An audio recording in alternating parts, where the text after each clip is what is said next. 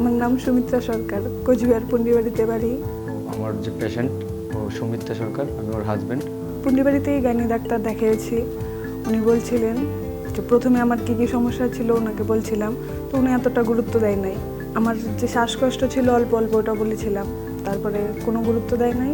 মোটামুটি 8-9 মাস দেখলো, দেখার পরে কোনো প্রবলেম ছিল না। তো লাস্ট মুহূর্তে এসে বললো যে ইকো চেক করতে হবে, ইকো টেস্ট করাইতে হবে। তো এখানে টেস্টটা করাইলাম, করানোর পরে ডাক্তার থেকে দেখালাম রিপোর্টটা। ডাক্তার বললো যে তোমার পেশেন্টের হার্টের প্রবলেম। তো হার্টের প্রবলেম, তো এখানে আমাদের কুচবিহারে কোনো ডাক্তারই বললো যে কুচবিহারে এটা হবে না, আমাদের যে অপারেশনটা সিজারটা কুচবিহারে করা যাবে না।